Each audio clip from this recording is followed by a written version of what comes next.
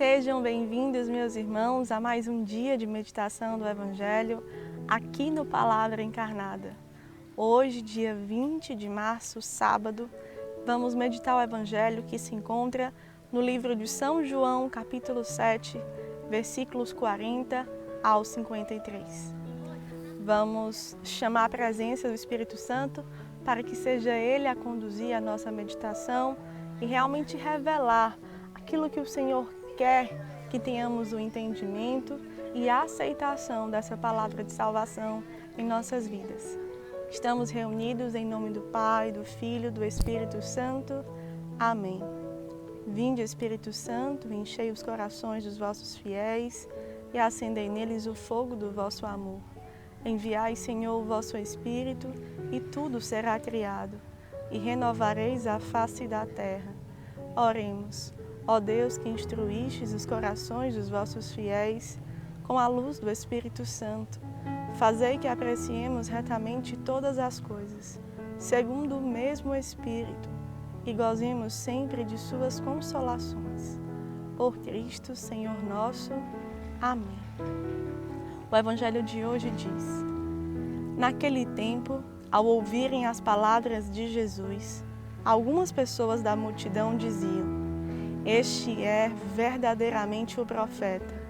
Outros diziam: Ele é o Messias. Mas alguns objetavam: Porventura o Messias virá da Galileia?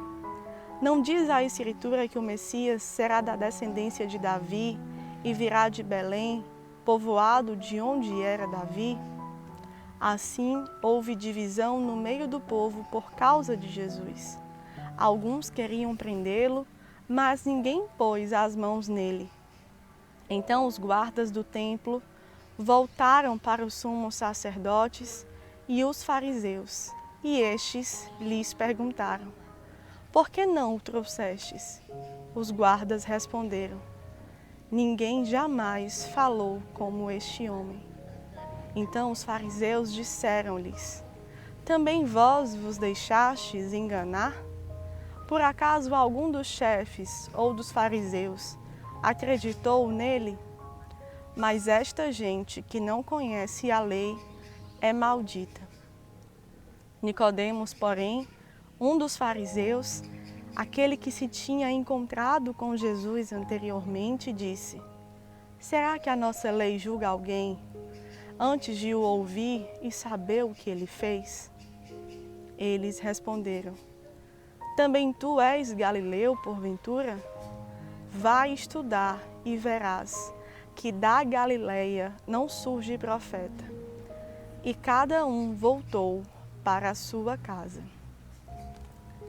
Meus irmãos, o Evangelho de hoje nos traz uma cena em que os fariseus, os sacerdotes, aqueles que guardavam o templo, furiosos com a perspectiva da presença de Jesus diante da humanidade, que vinha libertando toda a opressão que eles passavam por causa do duro olhar da lei pela lei, da forma que às vezes oprimia de fato a humanidade daquele tempo, mostra e revela que quando Jesus consegue entrar no coração de alguém, ele consegue trazer a pessoa para a essência que ela foi criada para ser. Vemos isso quando, observando que nesse Evangelho há uma reflexão que a presença de Jesus estava causando divisão, porque uns diziam que ele era um profeta, outros diziam que ele era verdadeiramente o Messias, e ali o espírito mesmo da conduta dos fariseus ia sendo colocado em um ou em outro, que Jesus não era o Messias. E eles se usavam de argumentos até que guardava-se na lei, mas que na verdade não ia na profundidade da vida de Jesus. Como por exemplo, eles diziam que o Messias era um descendente de Davi que deveria nascer em Belém. E Jesus de fato nasceu em Belém. Mas pelo conhecimento realmente superficial da vida de Jesus que eles tinham, achavam que Jesus, porque cresceu na Galileia, porque era de Nazaré, não havia nascido em Belém. O que é que isso de fato tem a nos propor uma reflexão e meditação? Quando vemos a figura de Nicodemos, que era um fariseu, defendendo a pessoa de Jesus, testemunhando o encontro que ele teve com o Messias e o quanto a palavra de Jesus reverberou na sua história, ao ponto de defender. Nós que conhecemos a lei, não devemos antes conhecer bem e ouvir bem alguém antes de falar algo? Quando vimos também os guardas do templo que trabalhavam para os sacerdotes professar e confessar, nunca vimos alguém falar como este homem.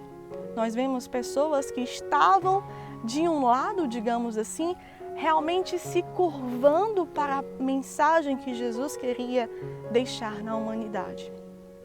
Isso, aplicando à nossa vida, aplicando aos dias de hoje, fala muito ao meu e ao seu coração. Quando colocamos de forma prática, podemos e somos convidados a meditar.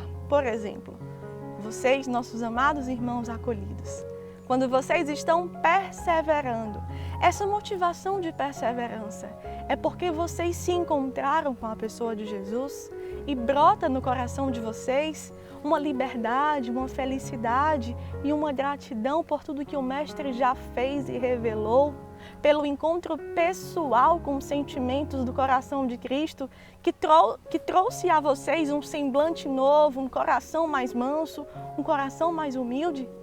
Ou por vezes, essa perseverança ela vai sendo pautada porque você não tem uma outra escolha e você às vezes vai se maldizendo do dia a dia da casa, da rotina da casa, ou você vai dando pequenos contra-testemunhos daquilo que a casa lhe pede, porque coloca em prática o que o seu coração ainda na vida velha quer realizar, quer viver e quer semear com os seus irmãos. Você persevera por qual motivação? Na motivação daquele que encontrou a Jesus e testemunha uma vida luminosa e transformada, ou na motivação daquele que está no mesmo ambiente, mas não consegue aprofundar no que Cristo revela, no que Cristo lhe pede, no que Cristo lhe chama a anunciar? Escolha, pois, aquele, como Nicodemos, como um guarda do templo, como uma pessoa que escutou Jesus falar na multidão e professa: esse é verdadeiramente o profeta. E porque ele é profeta, eu deixo ele mandar e desmandar na minha vida. Porque ele é profeta, tudo que eu venha a passar numa casa de acolhimento, eu coloco aos pés de Jesus, porque eu quero ser um homem novo, uma mulher nova. Porque eu quero que a minha família prove dessa graça. Nós que escutamos o Evangelho, que meditamos nessas palavras, exatamente porque Jesus entrou no nosso coração, de que lado nós estamos?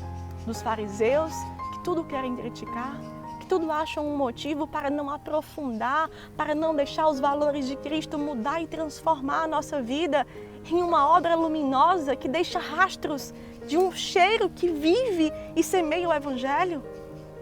Façamos, pois, a escolha de realmente colocar Jesus como aquele que mudou por inteiro a nossa vida.